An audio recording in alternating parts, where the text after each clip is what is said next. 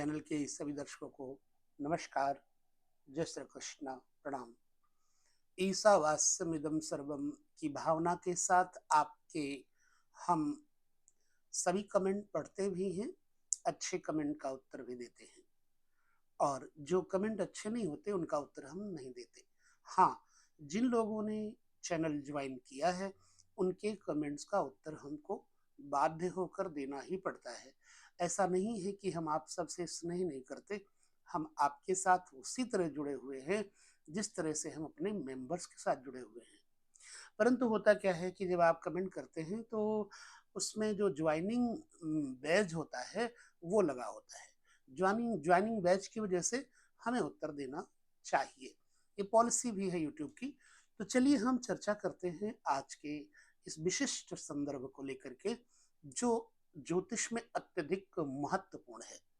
हालांकि हम इसके उपरांत आपके साथ ऐसे ऐसे विषयों पर चर्चा करेंगे जिनका प्रत्यक्षीकरण आपको होना चाहिए। जितना जितना आप गहरे थाह लेते जाएंगे उतना उतना सागर में जिस प्रकार आपको मोती मिलते हैं, ठीक उसी प्रकार से आपको जितना जितना आप गहराई से इस ज्योतिष के विषय को समझेंगे जानेंगे उतनी गहराई के साथ आपको हर सूत्र समझ में आएगा। क्योंकि ये तुरंत ही तत्काल ही भविष्य को सामने नहीं दिखा सकता, परंतु भविष्य की चर्चा आने वाले कल में आपके समक्ष जब चर्चा होती है तो उसका प्रतिफल भी अवश्य ही होता है। समझ गए? तो हम आज जिस विषय को लेकर आपके साथ जुड़े हैं वो विषय है जन्म कुंडली में द्वादश भाव का स्वामी जब जातक के 12 घरों में चक्र काटेगा तो किस घर में क्या प्रतिफल देगा। यहाँ एक बात जरूर जान लेना, 12वां घर ठीक लग्न से द्वादश स्थान पर आता है और 11वें घर के ठीक दूसरे स्थान पे जाता है। आमदनी का व्यय कितना होता है और फिर लग्न का व्यक्ति जो स्वामी है वो व्यय किस मद में करता है, ये और ये दोनों चीजें बड़ा महत्व है।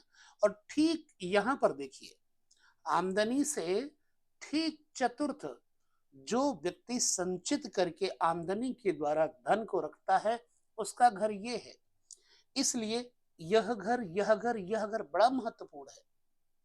अब हम यह तो आपके साथ चर्चा कर चुके, विशिष्ट रूप से आगे आने वाले और वीडियोस में आपके साथ सूत्रात्मक तरीके से चर्चा करेंगे। क्योंकि ये लग्न से लेकर द्वादश भाव पर्यंत तक वीडियो का जो श्रृंखलाबद्ध एक सब्जेक्ट था वो हमने आपके साथ बांट दिया, एक सीरीज रेडी हो गई। अब आपको जन्म कुंडली की इस सीरीज में चार्ट के अनुसार देखने में बड़ा आनंद आएगा, देखोगे तो समझोगे। तो 12वें घर का स्वामी व्यय भाव है, 12वां घर जो स्त्री के साथ संयोग है उसका घर है। यहां पर आदमी जब यहाँ का स्वामी कहीं बैठेगा तो व्यय ही करवाएगा, हानि ही करवाएगा, क्षय ही करवाएगा। किंतु जब शुभ ग्रह यहाँ के स्वामी को देख लेगा तो वो अशुभता जितनी यहाँ की है वो नष्ट हो जाएगी। अब चलिए हम चलते हैं, पहले देखेंगे इस, चूंकि यहाँ हमने लग्न मेष लिया है तो लाजमी है कि यहाँ का स्वामी बृहस्पति है। अब भाग्येश भी है बृहस्पति और बेस भी बृहस्पति है। हमें मूल तरीके से सिर्फ बृहस्पति को बेस रूप में लेना है। व्यय भाव का स्वामी यदि यहाँ आकर के लग्न में बैठ जाएगा, जैसे कि बृहस्पति है और लग्न में बैठ जाए, कोई भी व्यय भाव का स्वामी हो तो आदमी से क्या करवाएगा, इसका ब्रेन है, इसका मूड बदलेगा। ये यानी यह आदमी अपने शानो शौकत को दिखाने के लिए किसी के सामने अपने को हीन कमजोर नहीं महसूस होने देगा। लिहाजा यह व्यक्ति जब यहाँ का स्वामी यहाँ बैठेगा तो ये स्पर्धा में, कंपटीशन में अपना पैसा कहो बहा दे, फेंक दे, खूब खर्च कर डाले, जला दे, फूंक दे, आगे पीछे की परवाह नहीं करता है व्यक्ति। यहाँ का स्वामी जब यहाँ बैठा होगा तो जातक बड़ा ही सहखर्च प्रवृत्ति का होगा। और भोग वृत्ति वाला होगा, क्योंकि ये भोग का स्वामी है, भोग भोग का स्थान का स्वामी है, तो भोगी वृत्ति दे देगा। ऐसे में जातक अपने पास धन नहीं रख पाएगा। अब आइए हम चलते हैं इस व्यवस्था में, हमारे ग्रंथकार का क्या मत है वो भी आपके सामने बांट देते हैं। मैंने अपनी बात कही है, व्यय भाव का स्वामी यहां बैठ करके जहां जहां देखेगा नुकसान करेगा, इतना आपको जरूर समझना है। मूलतः लग्न को तो जरूर ही प्रभावित करेगा। यदि वैभाव का स्वामी लग्नगत हो तो हमारे ग्रंथकार कहते हैं जातक विदेशगामी होता है, अपने जन्मभूमि पर नहीं रहता। मृदुभाषी भी होता है, सुंदर परिवार रहित, सहित नहीं कहा है, सुंदर परिवार नहीं होगा, अर्थात उसको कोई संग देने वाला साथी नहीं होगा। बाहर रहेगा, घर आएगा तो ऐसे लोगों से जो जहां रहता है, जो लगे वो सगे, जो जहां रहता है उसका कुटुंब वहीं बन जाता है। इसलिए ये जब अपने कुटुंबियों के साथ बैठने की सोचेगा तो इसके पास इसका अपना कोई नहीं होगा, इसलिए रहित कह दिया है। व्यक्ति निंदनीय हो जाता है, कुछ लोग ईर्ष्या के कारण निंदा करते हैं। अच्छा, निंदनीय लेकिन स्त्री युक्त रहता है, स्त्री का सुख रहता है, लेकिन नपुंसक होता है, ग्रंथकार कहते हैं। क्यों? क्योंकि भोग भाव का स्वामी द्वितीय स्थान पर यहां आए तो जातक के ब्रेन की जो नसें होती हैं वो नब्जें वीक हो जाती हैं, उसका ध्यान केंद्रित नहीं होता। लिहाजा ऐसी अवस्था में जातक नपुंसक, जो जितना सोचेगा, अनर्गल सोचेगा, उधर इधर की बातों को सोचेगा, उसके अंदर नपुंसकता संभव है, आ सकती है, ग्रंथकार का मत है। लड़ाई झगड़ा करने वाला जातक होता है, ग्रंथ कहता है। दुर्बल और धन एवं विद्या इसके पास नहीं होती है। ये बात हो गई हमारे लग्न में रहने से द्वादशेश का, ये है जो फलादेश था। अब व्यय भाव का स्वामी कुटुंब भाव में, धन भाव में, दूसरे भाव में बैठेगा तो जातक को क्या देगा? देखिए, यह व्यक्ति व्यय करके अपने धन को बढ़ाएगा। मैं कहता हूं, अपनी सोच है, यह व्यक्ति अपने पैसे को अपने परिवार पे व्यय करेगा, लेकिन इसका परिवार इसका साथ नहीं देगा। यह व्यक्ति अपने परिवार, अपने रिश्तेदार, कुटुंबियों पर व्यय करेगा, लेकिन पत्नी का सुख कम होगा, क्योंकि पत्नी की आयु को नुकसान करेगा द्वादशेश। द्वादश भाव पर बैठा, द्वादशेश यहां बैठा हुआ, थोड़ा बोल चाल की परिभाषा इसकी बदल जाती है, गंदी हो जाती है, डर्टी टॉकिंग करता है, बेशरम हो जाता है। इसे कोई परवाह नहीं होती है मेरे सामने कौन बैठा है, ये मेरा विचार है। यदि इस पर कोई शुभ ग्रह की दृष्टि पड़ जाए तो बात भिन्न है, क्योंकि दूसरा वाणी का भाव है। ये खाने पीने में बड़ा शौकीन होगा, चटर पटर खाने की वस्तुओं के तरफ अपना पैसा ज्यादा खर्च करेगा, फैशन परस्त होगा, लिहाजा धन तो खर्च होगा ही, और भोग वृत्ति हो जाएगी। कई बार दो पत्नियां हो जाती हैं, दो दो स्त्रियों के चक्कर में पड़ जाता है। ये तो रही मेरी बात। अब ग्रंथ क्या कहता है? ग्रंथकार कहते हैं जातक कंजूस होगा, मैंने बोला खर्च करेगा। योग्य भाषी होगा, मैंने कहा गलत बोलेगा, डर्टी टॉकिंग होगी, लेकिन चतुर होगा। ऐसा वेद यानी कि जो हमारे ज्योतिषीय सूत्र है वो कहते हैं। शत्रु पर भारी पड़ेगा, शत्रुओं का विजेता होगा, देव भक्त होगा, धार्मिक और गुण संपन्न होगा। यदि द्वादशाधिपति मंगल हो जाए कहीं और दूसरे में बैठा, यहां तो मैंने बृहस्पति बिठाया है, जिन लोगों का द्वादशाधिपति मंगल होता है उनके बारे में कहते राजा एवं अग्नि से इस व्यक्ति का धन नष्ट होता है, अगर मंगल द्वादश से यहां बैठा हो तो। और जातक चतुष्पदों के साथ कुकर्मी होता है। अब इसे समझिएगा, जैसे चौपाई, जातक स्त्री हो या पुरुष, ऐसा जातक पशुओं के साथ मैथुन क्रिया आदि में रत रहता है। कहने का भाव यह है, पशुवत मैथुन, इसीलिए कुकर्मी कहा गया है, अच्छे कर्म नहीं होंगे। आई थिंक, ऐसा मेरा विचार है कि नहीं होगा, परंतु यदि गलत ग्रह होगा तो कुकर्मी होगा, शुभ ग्रह होगा, शुभ ग्रह की दृष्टि होगी तो कुकर्मी नहीं होगा। अब यही द्वादश तृतीय घर में जाएगा, जब द्वादश भाव का स्वामी तृतीय घर में द्वादश से चतुर्थ स्थान पड़ता है। द्वादश भाव का सुख, खर्च का सुख किसमें है? दोस्तों में है। अपने पैसे का खर्च परिवार में करके ही आदमी सुख लेता है। इसलिए अगर इसने खर्चा नहीं किया तो इसको सुख नहीं मिलेगा। लिहाजा अगर ये व्यक्ति अपने परिवार पर, कुटुंबियों पर खर्च करेगा तो इस व्यक्ति से बराबर कोई सुखी नहीं होगा। ये मेरा मत है। अगर नहीं खर्चा किया तब यह व्यक्ति परिवार के लिए, परिवार वाले इसके लिए विरोधी हो जाएंगे। आई थिंक अब यह व्यक्ति मीडिया, सोशल मीडिया और पत्रकारिता इत्यादि पर अपने को फोकस करवाने के लिए बहुत एक्टिव रहना चाहिए। आई थिंक ग्रंथकार क्या कहते हैं, तृतीय स्थान गत हो तो जातक धनी होने पर भी कंजूस होता है। अगर एक कंजूस ना हो तो बढ़िया, मैं पहले कह चुका हूं। और अपने शरीर का पोषण करने वाला होता है, माने सिर्फ खुद ही खाएगा, पिएगा, मौज मस्ती करेगा, दूसरों को नहीं देगा, लिहाजा परेशान होगा। इसलिए ये उपाय भी समझ लेना कि आपको खर्च करना चाहिए। बंधुजनों से अनुरक्त होगा, यानी भाई बंधुओं से प्रेम करेगा। और उसको सहोदर भाई कम होते हैं, सगे भाई कम होते हैं, दूसरे चाचे ताए के बच्चे हो सकते हैं।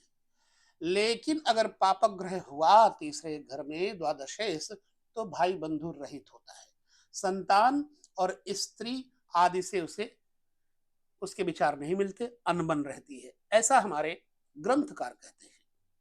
मैंने अपनी बात भी कह दी, ग्रंथ की बात भी आपके साथ बांट दी। अब आपके साथ क्या बीतती है, मेरी बात सही है या ग्रंथ की बात सही है, थोड़ा सा हमने प्रैक्टिकल किया है, उसके हिसाब से बताया, और ग्रंथ जो लिखता है उसकी बात बताया, थ्योरी क्या कहती है। चलिए अब हम द्वादश भाव से पंचम स्थान चतुर्थ सुख स्थान, लग्न से चतुर्थ सुख स्थान होता है। जब किसी व्यक्ति का द्वादशेश पंचम बैठे तो मुझे लगता है इस व्यक्ति को अपनी माँ के साथ बहुत जुड़ के रहना चाहिए। अगर ये नहीं जुड़ के रहा और माँ की सेवा नहीं की तो इस जातक को पाप और दोष सब लगेगा। ऐसा जातक घुमक्कड़ प्रकृति का होगा, भ्रमणशील होगा, माँ के साथ लेकिन दुश्मनी करेगा अगर बुरा ग्रह हुआ तो। अच्छा है तो माँ के ऊपर खर्च करेगा, माँ की सेवा करेगा। ग्रंथकार क्या कहते हैं, चतुर्थ स्थान होने पर जातक कृपण होता है। कृपण का मतलब होता है कंजूस, दुखी होता है, स्वस्थ और दृढ़ संकल्पी होता है। एक ये पॉजिटिव बात कही है। और यह वाणिज्य एवं कृषि आदि, खेती बाड़ी से और बिजनेस से अपनी जीविका उपार्जित करता है। पुत्र के कारण ऐसे जातक की मृत्यु होती है। पुत्र से द्वादश स्थान और आपका द्वादश स्थान का स्वामी जब यहां होगा तो ऐसी संभावनाएं किसी कारणवश पुत्र के कारण बन जाती है। इससे मैं सहमत हूं। परंतु द्वादशी जहां जहां बैठेगा तो जैसे पिता के घर को देखेगा तो पिता के घर को खराब करेगा। बाई चांस अगर यहाँ ऐसा ग्रह बैठा है जिसकी पंचम दृष्टि है या चतुर्थ दृष्टि, जैसे मंगल की चतुर्थ दृष्टि है, यहाँ मंगल बैठेगा तो पत्नी को ले डूबेगा, पुनः बड़े भाई को ले डूबेगा मंगल बैठा होगा तो। यदि शनि बैठे होंगे तो कर्ज और वो उनको ले डूबेंगे, रोगों को ले डूबेंगे, कभी कभी रोग भयंकर भी दे देते हैं। और लग्न को ले डूबेगा, जातक को स्वयं को ले डूबेगा। द्वादश चतुर्थ में बैठेगा तो घर गृहस्थी का सुख नहीं देगा। ये तो बात हो गई चतुर्थ भाव में, जो कि हमारे ग्रंथों ने जो बताया वो भी कहा और मैंने अपनी बात भी कही। द्वादशेष पंचम भाव में, या जो स्थान है द्वादश से छठा स्थान है। मुझे लगता है इससे जातक को पुत्र से बड़ी घृणा होगी। मुझे लगता है ऐसे जातक को संतान से लगाव नहीं होगा, या संतान इससे लगाव नहीं करेगी। पंचम बैठा हुआ है, पुत्र से ही ये शत्रुता कर ले या पुत्र इससे शत्रुता कर ले। जातक धर्महीन होगा। धर्म, पूजा पाठ, उपासना से यदि ये जुड़ेगा तब तो सुखी रहेगा, लेकिन अगर धर्महीन हुआ, पूजा पाठ या धर्म नहीं किया, बच्चों से प्यार नहीं किया, तो यह व्यक्ति दरिद्री भी होगा और रोगी भी होगा, कंजूस भी होगा। इस पर ग्रंथकार क्या कहते हैं हम उसकी भी मान लेते हैं। पंचम स्थान गत अगर द्वादशेष हो तो जातक पुत्रवान होगा, पिता का भक्त होगा, लक्ष्मी और विलास विशिष्ट यानी संपत्ति इसके पास होगी। समर्थहीन सतपुत्रवान होता है, यानी पुत्र तो अच्छा होगा, मगर यह समर्थहीन की बात जो आई, अर्थात बच्चा समर्थहीन होगा, कुछ कर नहीं पाएगा। आई थिंक यदि पाप ग्रह हो तो जातक सुत वर्जित यानी पुत्र नहीं होगा, और यदि पुत्र होगा तो दुष्ट होगा। यह मेरी बात आई एम राइट। किसी किसी स्थान में यहां पर द्वादशेष पंचम बैठ जाए तो दत्तक पुत्र, दत्तक का मतलब क्या होता है? किसी बच्चे को एडॉप्ट करना, गोद लेना, उसको दत्तक कहते हैं। उसको पुत्र शोक भी होता है। द्वादशेष यहां आएगा तो शोक देगा। अब द्वादशेष को हम छठे स्थान पर ला करके देखते हैं। छठा स्थान आपको बता दूं, ये माँ का घर है तो माँ से छोटे भाई बहनों का, जैसे मौसी, मामी, ठीक है, मामा। और 12वां स्थान मौसा, मामी इत्यादि का है। यहां पर चाची का भी सुख देखा जाता है, ठीक है। अब अगर द्वादशेष छठे बैठ जाए, यानी ठीक अपने से सप्तम बैठ जाए, तो जातक को अनावश्यक बोलने वाला बना देगा, वाचाल बना देगा, दुष्ट चरित्र बना देगा। यानी उसका चरित्र, क्योंकि द्वादश से सप्तम स्थान, भोग से सप्तम स्थान भोग देता है, इसलिए ये किसी भी महिला से अपने संबंध बनाने की चेष्टा करेगा। अगर पाप ग्रह है तो जातक की स्त्री की मृत्यु भी हो जाती है। और हालांकि ये व्यक्ति अपने घर का मुखिया होता है, द्वादशेष छठे बैठेगा तो अपने घर का मेन व्यक्ति होता है। और यदि शुभ ग्रह हो तो उसकी वेश्या की मृत्यु होती है, जिससे वो जिस वेश्या के पास से जाता है। अर्थात द्वादशेष अगर छठे में बैठा है तो वेश्यागामी है। शास्त्र ने गुप्त रीति से बोला है, अस्पष्ट नहीं बोला है। अर्थात वेश्या के पास जाएगा, जिसके पास जाएगा तो वही तो मरेगी। यदि बुरे ग्रह होंगे तो, शुभ ग्रह होंगे तो पत्नी मरेगी। तो यवन जातक का मत है, यवन जातक जिन्होंने ग्रंथ लिखे भी हैं, कि इस व्यक्ति को पाप ग्रह होने से वेश्या से धन की प्राप्ति होती है। मतांतर से ये भी पाया जाता है कि जातक दुर्बल, कफ रोग, पेट रोग इनसे पीड़ित, धन और विद्या इसके पास नहीं टिकेगी, ऐसा यवन जातक का मत है। फिलहाल मैं कहूं तो विशिष्ट रूप से भोग का भोग सप्तम स्थान होता है, इसलिए भोग विशेष रूप से इसके पीछे लगा रहेगा। अब हम द्वादशेष को, जो कि द्वादश से अष्टम स्थान, लग्न से सप्तम स्थान पड़ता है, ये जातक के जीवन साथी, स्त्री हो या पुरुष, जीवन साथी का घर होता है। द्वादशेष सप्तम बैठेगा तो इसका जीवन साथी सहखर्च होगा। अशुभ ग्रह होने पर जातक दुष्ट चरित्र की स्त्री या पुरुष वाला होगा। पुरुष है तो स्त्री, और स्त्री है तो पुरुष वाला होगा। जातक का जो जीवन साथी होगा वो अनावश्यक व्यय करने के कारण ऋणी और रोगी भी होगा। जातक भोग बुद्धि वाला होने के कारण, क्योंकि सप्तम स्थान भोग स्थान है, अगर ये किसी के साथ बिजनेस करता है जातक पार्टनरशिप में, तो उस पार्टनरशिप को ले डूबेगा, पार्टनरशिप सेटल नहीं हो पाएगा। आइए हम लेते हैं मत शास्त्र का। शास्त्र का कथन है कि इस व्यक्ति को विशेष रूप से पर स्त्री से धन का लाभ होगा, अपनी स्त्री से ये ज्यादा अटैच्ड नहीं रहेगा, दूसरी स्त्री से अटैच्ड रहेगा। अपनी स्त्री दुख में कई बार शरीर से छुट्टी ले लेती है, यानी कि मृत्यु को प्राप्त हो जाती है।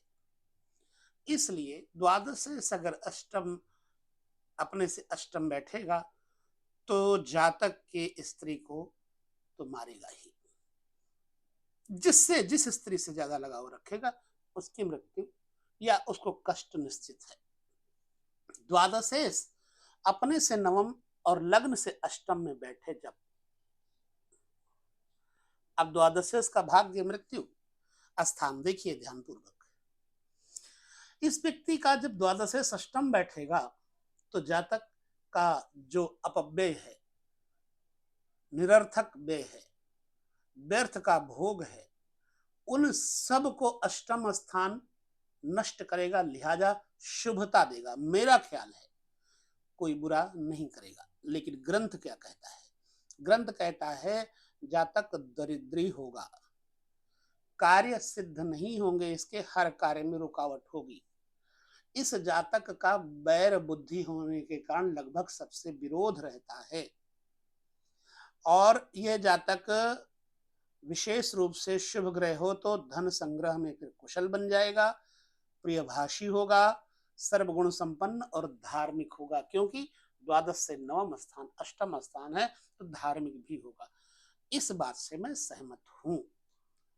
यदि द्वादशे इस नवम भाव में जाए तो, अब एक चीज बताऊं, यहां पर अगर है तो इस व्यक्ति को धर्म कर्म जरूर करना चाहिए, माता पिता गुरुजनों की सेवा जरूर करना चाहिए, अन्यथा द्वादशेश भाग्यहीनता दे देगा, कमर में चोट दे देगा, हर बने काम बिगड़ेंगे। माता पिता गुरुजन देवताओं का विरोधी अगर हुआ तो ये जातक कभी प्रफुल्लित नहीं होगा। पॉजिटिव वे से लीजिएगा। यहाँ का स्वामी यहाँ बैठेगा तो भाग्यहीनता देगा, लेकिन यदि जिन कारणों से भाग्य बनता है उन कारणों को न छोड़े, देव पूजा व्रत इत्यादि सेवा बड़ों की इत्यादि न छोड़े, तो इस व्यक्ति के बराबर कोई नहीं होगा। ये मेरा विचार है। अब शास्त्र क्या कहता है? नवम स्थानगत होने से जातक तीर्थ गमन से अपने खर्च को चलाए, तीर्थों में ले जा करके लोगों को घुमाए और उससे अपने खर्च को चलाए, पांडित्य या पंडागिरी करना। और इसके पास गाय भैंस इत्यादि का धन होता है। अगर पाप ग्रह हो तो उसकी धन संपत्ति का व्यर्थ का व्यय होता है और संतान तथा स्त्री से इसकी सदैव अनबन रहती है। राइट, ठीक है। अब आपके अनुभव में जो आपके साथ बीत रहा हो तो वो भी हमें शेयर करिएगा। द्वादशेश यदि दसम स्थान पर आ जाए यहां लग्न से, इसका प्रतिफल क्या होगा? आई थिंक यहां आमदनी का घर है द्वादशेश का, 11वां, द्वादशेश से 11वें स्थान पर जब बेस बैठेगा तो व्यय करके ये व्यक्ति व्यापार करके खूब पैसा पहले खर्च करेगा, बाद में इसके पास पैसा आएगा, लॉटरी जुआ सट्टा इत्यादि में बहुत पैसा उड़ाएगा। पिता के साथ विचारधाराओं में अनबन रहेगी, अनभिन्नता रहेगी, कई बार पिता का सुख नहीं होता, व्यापार में भी इसको हानि होती है। अब ग्रंथ का मत ले लेते हैं। कहते हैं कि दसम स्थानगत होने से जातक पर स्त्री विमुख, ये अच्छी बात है, दूसरे की स्त्री से ये अलग रहता है, पवित्र देह का होता है, धन संचय करने वाला और पुत्रवान होता है, लेकिन उसकी माता कटु भाषणी होती, माँ की वाणी बड़ी कड़वी होती है। व्यापार और किसानी आदि से समय समय पर उसकी जीविका होती रहती है। समर्थन मेरा है, ठीक है। अब द्वादशेश अगर 11वें स्थान पर बैठे, आमदनी के स्थान पर बैठे जातक का, तो बड़े भाई बहनों के साथ अनबन या उनका सुख नहीं देगा, सुख नहीं दिलवाएगा, पैरों में दर्द होगी, जातक के पास धन संपत्ति टिकेगी नहीं, कमाए चाहे जितना, उसके पास अंत में जीरो हो जाता है। और यह व्यक्ति बड़ा कोमल होता है। आइए हम शास्त्र का मत लेते हैं। 11वें स्थान पर होने से जातक सुकुमार, राइट, दीर्घजीवी, बड़ी उम्र वाला, अपने स्थान में श्रेष्ठ अर्थात उच्च पदस्थ, दानी, सत्यभाषी और फेमस होता है। संतान सुख नहीं होता इसको। संतान सुख विहीन होने के कारण उसे दत्तक पुत्र की आवश्यकता होती है, एडॉप्टेड सन की जरूरत होती है। ग्रंथ कहता है, कितना सही है कितना गलत है ये तो आप हमें बताएंगे अनुभव के द्वारा। द्वादशीस द्वादश भाव में ही जब बैठ जाए तो कुछ शुभ कुछ अशुभ। अच्छा ग्रह होगा तो अच्छा फल देगा, बुरा ग्रह होगा तो बड़ा बुरा फल देगा। अनावश्यक व्यय, शारीरिक चोट मोच, कंठ पीड़ा, गर्दन की पीछे की रीढ़ की पीड़ा इस व्यक्ति को होगी, नेत्र की पीड़ा होगी। अनावश्यक व्यय करने के कारण जातक के पास धन नहीं टिकेगा। ग्रंथ का मत कहता है, द्वादश स्थानगत होने से जातक विभूति युक्त, शक्तियों से युक्त, कंजूस लेकिन बुद्धिमान होता है, सामाजिक, पशु संग्रहशील, गाय भैंस यदि पालता हो तो इसके पास, या कई बार लोग कुत्ते पालते हैं तो पशु संग्रहशील, इसके पास भूमि संपत्ति विशेष रूप से होती है, दीर्घजीवी होता है। यदि मत लिया जाए अन्य ग्रंथों का तो पाप कर्मा, माँ का विरोधी, स्वभाव में क्रोधी, संतान दुखी और परिस्त्रीगामी होता है, राइट। तो अब यह 12 स्थानों तक का जो फलादेश है वो कैसे सत्य होगा? ग्रहों की भाव स्थिति के अनुसार, राशि गतानुसार एवं ग्रह आधिपति के अनुसार ऊपर जो 3 प्रकार के फल आपको बताए गए हैं, शुभ अशुभ और मिश्रित, उन भिन्न भिन्न फलों के तारतम्य के अनुसार यदि फल की विवेचना की जाए तो साधारण प्रकार से जातक के गुण और अवगुणों का विशेष रूप से ज्ञान हो सकता है, परंतु इस पर ग्रहों की दृष्टि द्वारा फल कहने में ज्यादा सार्थक विषय बनेगा। मात्र न्यूनाधिक परिवर्तन संभव है, ठीक है। इस प्रकार अगर ग्रंथकार का भी माने तो वो भी यही कहते हैं कि ग्रहों की दृष्टि का फल विवरण अवश्य देखें, और इस प्रकार से यदि इस पर ग्रहों का प्रभाव, ग्रहों की दृष्टि का शुभ प्रभाव होगा तो फल कथन बदल जाएगा। यानी श्योर नहीं, जब तक पूरे ग्रह किसी कुंडली के नहीं देख लिए जाएंगे तब तक उसका पूरा विवरण जानने में असमर्थता ग्रंथ भी प्रकट करता है, और सत्य भी यही है, अपनी मर्जी से कुछ नहीं कहना चाहिए। तो जिस प्रकार से बन पड़ा 12 भावों की श्रृंखला आप तक हमने पहुंचाई। जिन लोगों को और वीडियोस में देखने होंगे चार्ट के अनुसार वो जरूर देखें। अगले श्रृंखला को हम आप लोगों के अनुसार भी कुछ चयन करेंगे कि आप क्या कहते हैं, आपकी राय क्या है, उसके अनुसार हम आपको अगले श्रृंखलाएं देंगे, सीरीज देंगे। तो आज हम यहाँ लेते हैं विदा। आप सभी लोग एंजॉय करिए, यानी कि ज्योतिष को अच्छे से पढ़िए, देखिए, खूब वीडियो देखिए और खूब पढ़िए, कहीं गलती ना हो जाए, और खूब साधना करिए, ध्यान करिए। मंत्र जप की शक्ति से आपके अंदर की वाणी स्पष्ट उच्चारित होगी, जो बोलेगी वो वाणी सत्य होगा। इसी के साथ यह संदेश अवश्य रखें कि उस व्यक्ति का ग्रह कुछ नहीं बिगाड़ सकते जो अपने से श्रेष्ठ जनों का आदर करता है, जो देव उपासक है, दानी है, धर्मात्मा है, धर्म कर्म वाला है, उस व्यक्ति का ग्रह कुछ नहीं बिगाड़ सकते। जो भगवान के समर्पित है उस व्यक्ति का भी ग्रह बहुत कुछ नहीं बिगाड़ सकते, क्योंकि वो ऑलरेडी परमात्मा की शरण में हो चुका है, और इस शरणागति ही सारे दुखों को नष्ट करती है। जय श्री कृष्ण, प्रणाम, नमस्कार।